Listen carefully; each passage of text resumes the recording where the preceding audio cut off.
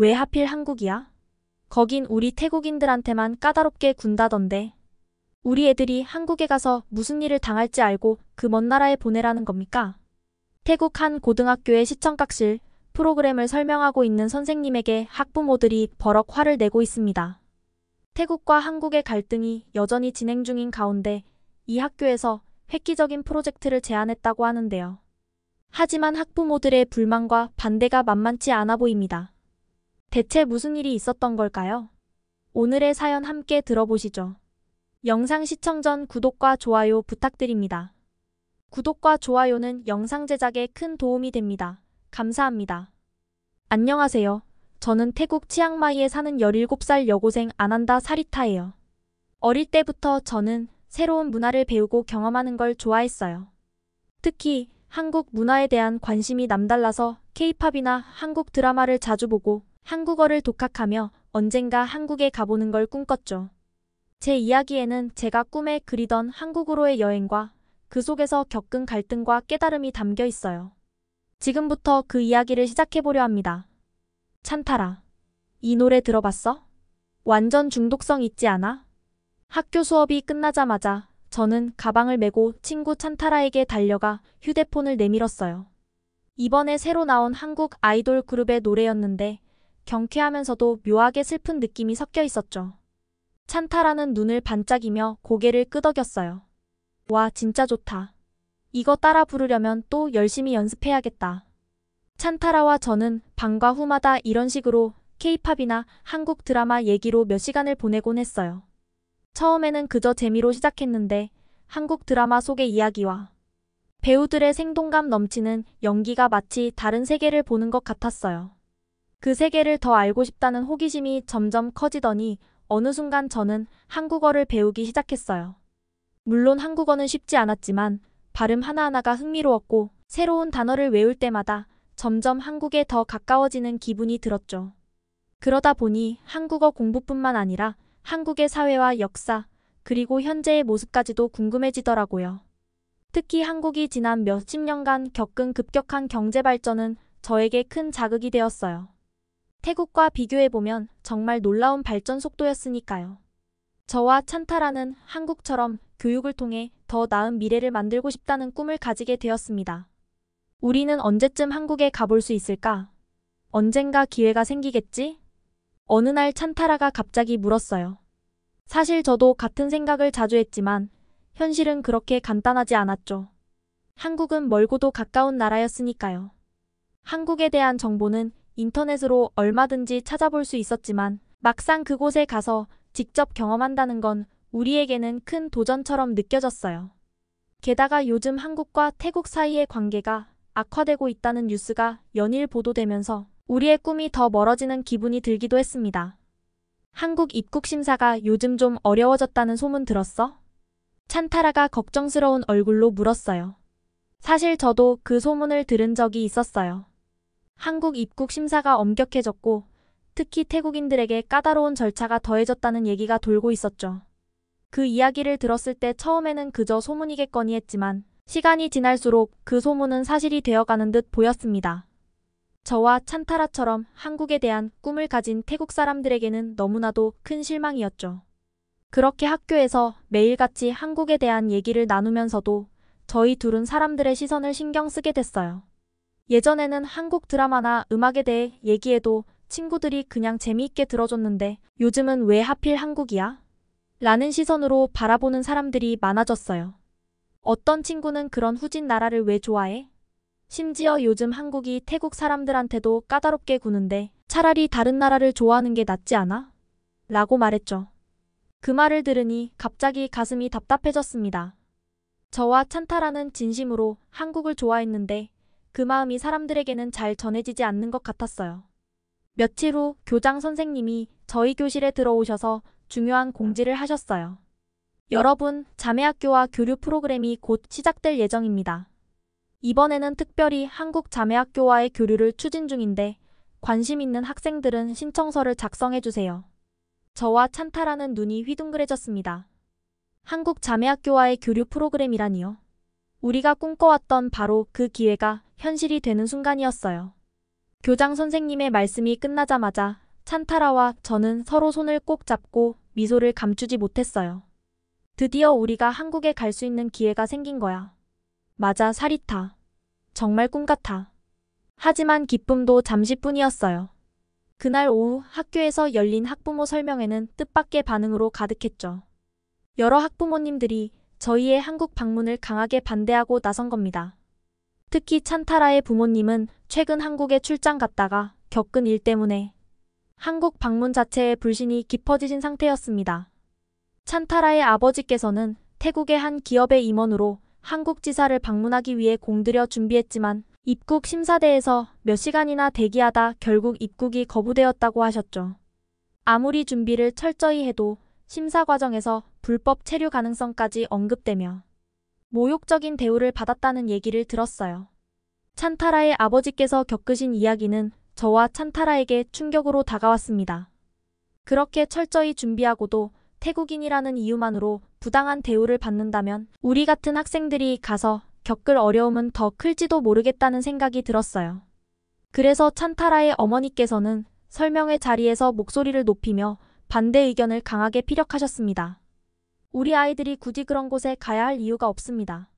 아이들이 한국에서 무슨 대우를 받을지 모르는 상황에서 이 교류 프로그램은 취소해야 마땅해요. 다른 학부모님들도 비슷한 입장이었습니다. 어떤 분은 한국이 태국인을 차별하는데 왜 우리 아이들이 굳이 그곳에 가야 하나요? 라며 불만을 드러내기도 했죠. 저는 그저 조용히 찬타라의 옆에 서서 속으로 한숨을 쉬고 있었어요. 교류 프로그램에 대한 기대감이 커질수록 현실의 벽이 우리를 막고 있는 듯한 느낌이 들었습니다. 하지만 교장 선생님께서 직접 학부모님들을 설득하기 시작하셨어요. 교장 선생님은 차분하면서도 단호한 목소리로 한국의 발전과 교육 시스템에 대해 말씀하셨습니다. 선생님은 한국이 어떤 과정을 거쳐 지금의 경제 대국이 되었는지 그리고 교육에 대한 열정이 얼마나 깊은 나라인지를 설명해 주셨어요. 한국의 교육 시스템이 만들어낸 혁신과 성공의 사례들을 말씀하시며 한국이 가진 긍정적인 면들을 강조하셨습니다. 태국도 앞으로 나아가기 위해서는 다양한 문화를 배우고 체험해야 합니다. 이번 한국 자매학교 교류 프로그램은 아이들에게 큰 배움의 기회가 될 것입니다. 교장 선생님의 설득이 통했는지 한 학부모님이 작은 목소리로 말씀하셨어요. 교장 선생님 말씀처럼 한국이 그렇게 발전한 데는 분명 배울 점이 많겠지요. 결국 학부모님들은 교장 선생님의 진심 어린 설득에 동의하시게 되었고 저와 찬타라를 포함한 몇 명의 학생들이 한국으로 가는 기회를 얻게 되었습니다.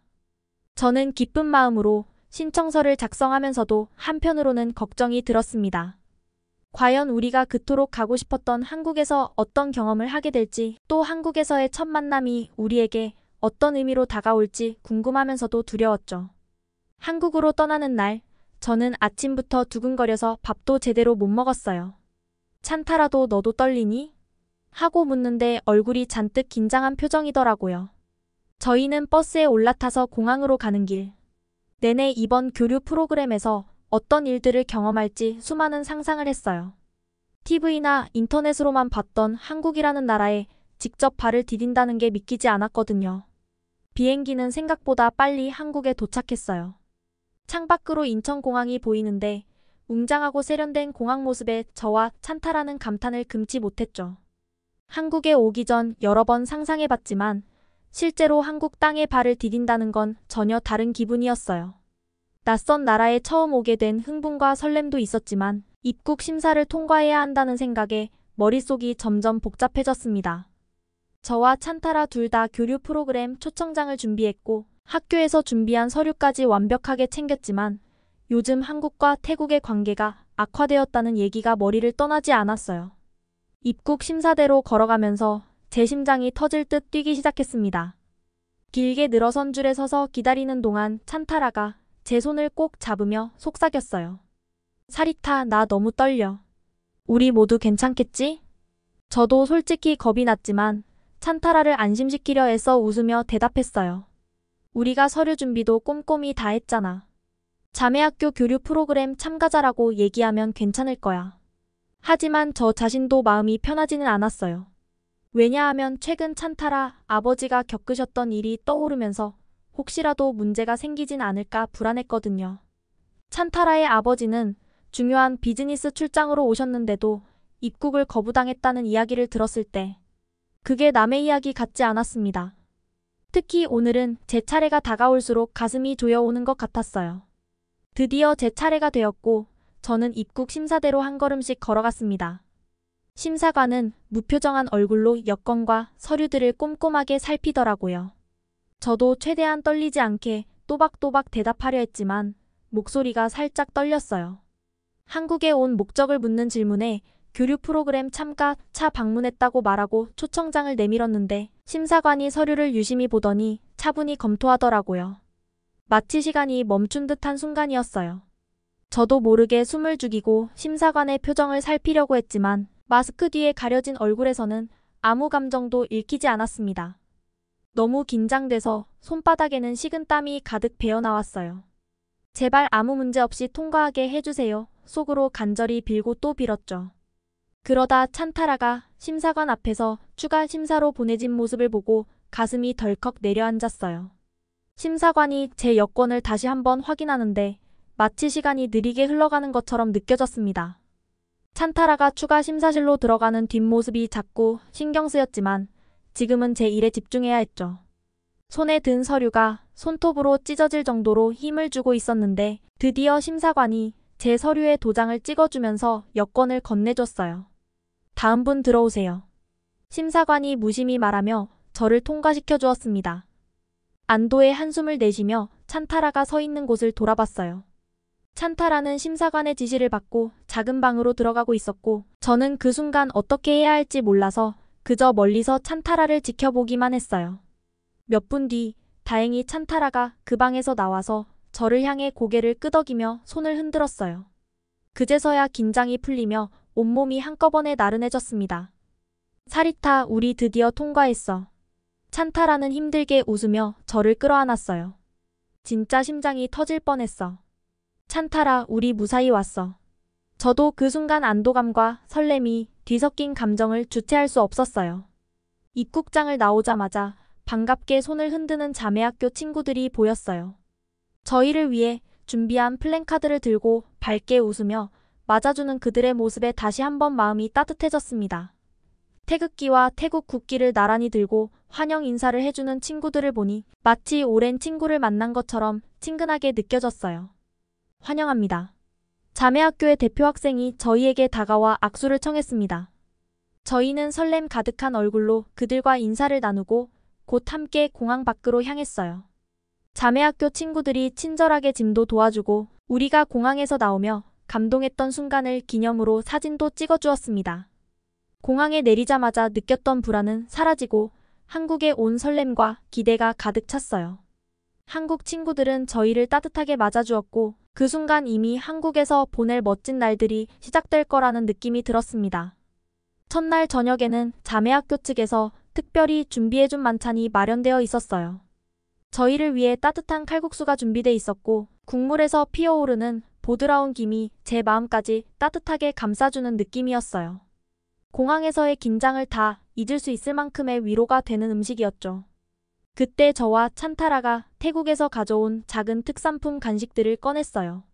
말린 망고, 바삭한 쌀과자, 그리고 코코넛 밀크로 만든 달콤한 과자들이었는데 한국 친구들이 하나씩 맛을 보면서 즐거워하는 모습을 보니 너무 기뻤어요.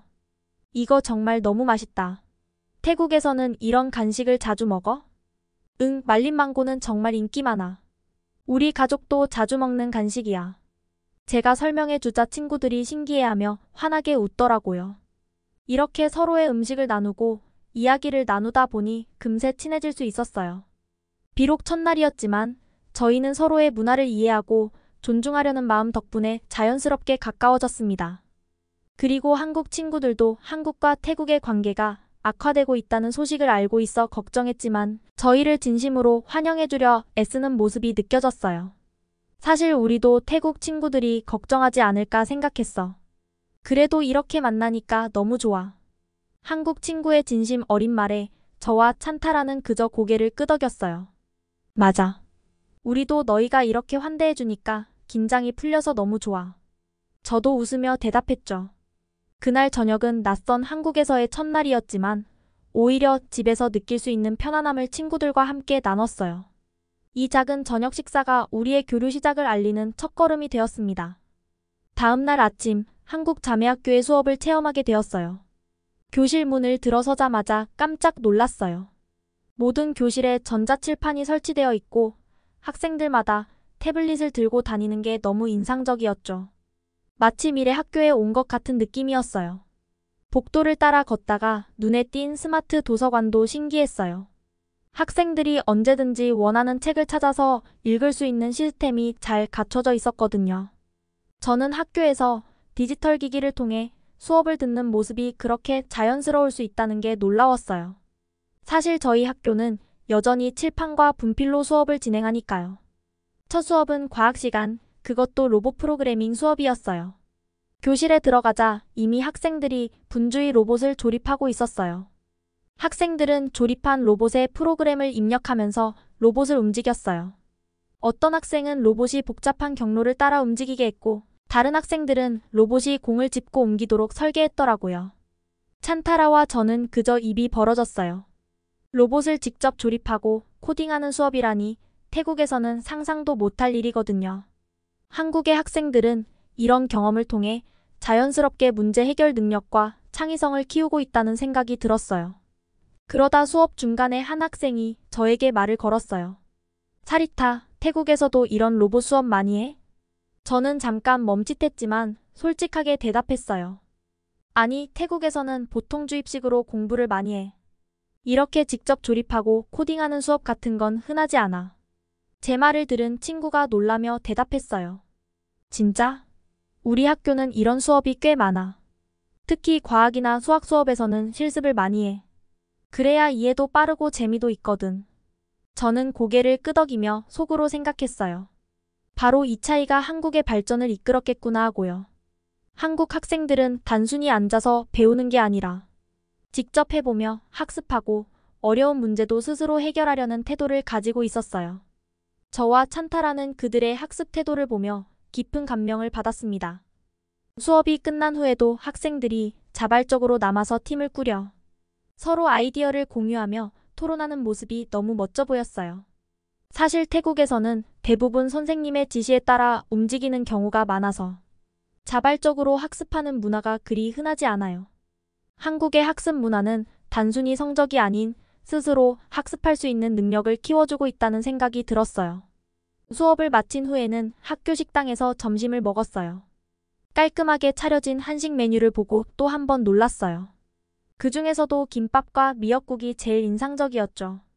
한국 친구들이 식당에 도착하자마자 순서대로 줄을 서서 질서 있게 식사를 받는 모습도 굉장히 인상적이었어요. 저와 찬타라는 한국 학생들과 어울려 김밥을 맛보며 자연스럽게 대화하게 됐어요. 한국에서는 보통 점심에 어떤 음식을 먹어? 제가 물어보자 한 친구가 웃으며 대답했어요. 보통 학교에서는 김밥이나 볶음밥, 불고기, 국 같은 한식을 많이 먹어. 근데 학교마다 메뉴가 달라서 다양한 음식을 접할 수 있어. 김밥을 한 입 먹으니 맛이 새로웠어요. 찬타라와 저는 서로를 보며 웃음을 지었죠. 저희는 태국에서 주로 면 요리를 자주 먹었기 때문에 김밥과 같은 음식은 매우 신선하게 다가왔어요.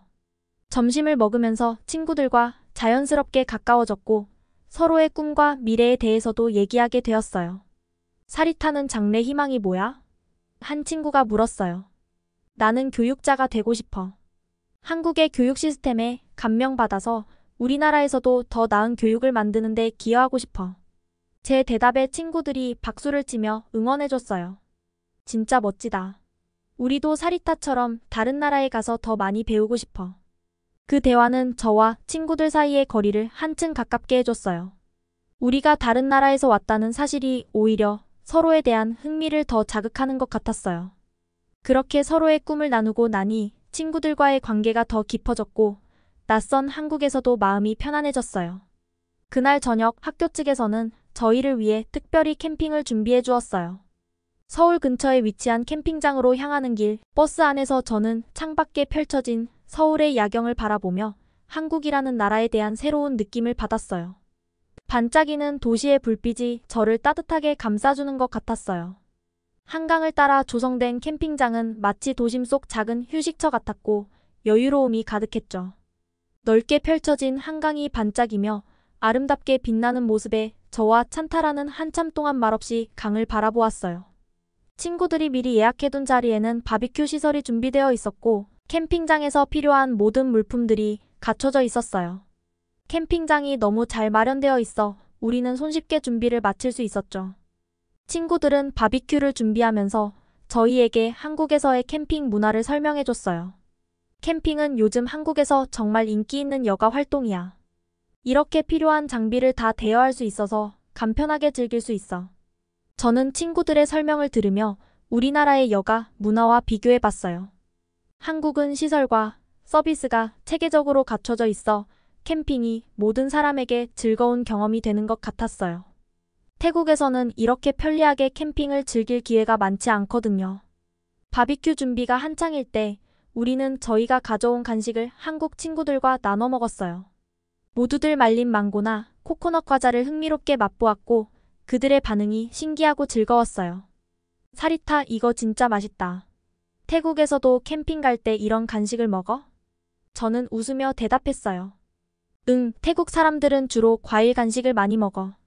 태국에는 열대과일 종류가 다양해서 이런 과자가 태국에서는 꽤 흔해. 서로 다른 문화를 간식을 통해 경험하는 게 이렇게 재미있을 줄은 몰랐어요. 저희는 함께 음식을 나누고 각자의 문화에 대해 이야기를 하며 빠르게 가까워졌어요. 대화는 끊임없이 이어졌고 우리는 그저 캠핑장이 아닌 마음 깊은 곳에서 진짜 친구가 되어가고 있었습니다. 저녁이 되자 저와 찬타라는 캠핑장에서 만난 한 태국인 가족과 자연스럽게 대화를 나누게 되었어요.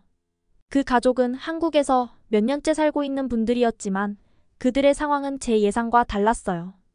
알고 보니 코로나19로 인해 비자가 만료되었지만 돌아갈 수 없는 상황에 처해 있었고 그 때문에 불법 체류 상태로 남아있게 된 거였어요. 그분은 조심스레 말했어요. 아이들이 한국 학교에 다니지 못하고 있어서 걱정이 큽니다. 친구들도 사귀지 못하니까 늘 집에만 있죠. 그 이야기를 듣자 저는 마음이 무거워졌어요. 한국에서 새로운 삶을 꿈꾸며 왔지만 현실은 너무도 힘든 상황에 처해 있다는 게 느껴졌거든요. 잠시 침묵이 흐른 후 저는 조용히 물어봤어요. 한국에서 생활하면서 힘든 점이 많으시죠? 그분은 슬프게 고개를 끄덕였어요. 맞아요. 꿈을 가지고 왔지만 법적인 문제로 매일 불안에 떨며 살고 있어요. 특히 아이들이 교육을 받지 못하는 게 가장 가슴 아파요. 아이들에게 더 좋은 기회를 주고 싶었는데 이렇게 어려운 상황이 될 줄은 몰랐네요. 그 말을 듣고 저는 깊은 생각에 빠졌어요. 불법 체류자의 문제는 단순히 법적인 문제가 아닌 인간적인 문제이기도 하다는 생각이 들었어요. 그 아이들이 교육의 기회를 박탈당한 건 정말 안타까운 일이었어요. 교육이 아이들의 미래에 얼마나 중요한지 직접 보았기 때문에 그 현실이 더욱 가슴 아팠습니다. 그들과 헤어진 후 저는 한국과 태국 간의 관계가 얼마나 많은 사람들의 삶에 영향을 주는지 다시 한번 깨달았어요. 불법 체류자 문제나 입국 심사 강화 같은 문제가 단순한 뉴스가 아닌 사람들의 삶과 꿈에 큰 영향을 미치는 일이었어요. 양국 간의 이해와 협력이 절실히 필요하다는 걸 느꼈죠. 바비큐 파티가 끝나고 모두들 각자의 자리에서 휴식을 취할 때 저는 서울의 밤하늘을 올려다보며 그동안의 경험을 되돌아봤어요. 한국에 오기 전에는 막연한 동경과 불안이 있었지만 이제는 한국 친구들과 직접 경험을 나누면서 진짜 한국을 이해하게 된 기분이었어요. 우리 두 나라 간의 문화 차이가 분명 존재했지만 그 차이 덕분에 배울 것이 많다는 걸 느꼈습니다. 주말 아침 자매학교 친구들은 저희를 서울 곳곳에 안내해줬어요. 오늘 일정 중 가장 기대되었던 장소는 경복궁이었어요. 교과서에서만 보던 한국의 전통 궁궐을 실제로 눈앞에서 보게 되다니 설렜습니다. 버스에서 내리자마자 보이는 웅장한 궁궐의 모습에 저와 찬타라는 말이 안 나올 정도로 감탄했어요. 600년이 넘은 역사 속에서 이렇게 보존되어 온 건축물이라니 한국이 얼마나 전통을 아끼고 보존하는지 그대로 느껴졌죠. 경복궁 안쪽으로 들어가자 곳곳에 설치된 디지털 안내 시스템도 인상적이었어요. 건물마다 역사와 의미를 설명하는 디지털 패널이 있었고 한국어뿐만 아니라 외국어로도 제공돼 있어 관광객들이 쉽게 이해할 수 있었어요. 그제야 왜 많은 사람들이 한국을 방문하고 싶어 하는지, 왜 한국 문화가 이렇게 매력적인지 알 것 같았어요. 디지털 기술과 전통이 조화를 이룬 곳에서 걷고 있으니 신기하기도 하고 다른 나라와 비교하면서 한국의 발전을 느끼게 되었습니다. 사리타, 여기 정말 대단하지 않아? 찬타라가 작은 목소리로 감탄하며 물었어요. 응, 이런 곳이 도시 한복판에 있다는 게 놀라워. 한국은 전통과 현대가 함께 살아가는 나라 같아. 저는 찬타라에게 동의하며 태국의 전통 문화와 한국의 전통 문화를 비교해 보았어요. 태국에서도 전통 문화를 자랑스럽게 여기지만 솔직히 이렇게 체계적이고 현대적으로 보존하고 있지는 않거든요. 한국은 발전과 전통 두 가지를 잘 조화롭게 유지하고 있다는 걸 깨닫게 되었어요. 경복궁을 둘러본 후에는 상암 디지털 미디어 시티로 향했어요. 상암에 도착하자마자 한국이 IT 강국이라는 사실을 온몸으로 느낄 수 있었어요. 건물들마다 디지털 광고와 고해상도 전광판이 설치되어 있었고 최첨단 기술을 체험할 수 있는 다양한 시설도 있었죠. 저는 특히 방송국 견학이 가장 인상적이었어요. 촬영 장비부터 편집 시스템, 실시간 그래픽 기술까지 모든 게 최첨단이었고 딱 봐도 우리나라 방송국과는 차원이 달랐어요. 한국이 이렇게 선진화된 시스템을 통해 세계적인 콘텐츠를 만들어내는 이유를 알 것 같았죠. 친구가 저희를 데리고 스튜디오에 대해 안내하며 설명했어요. 이 장비들은 최신 AI 기반으로 편집이 가능해.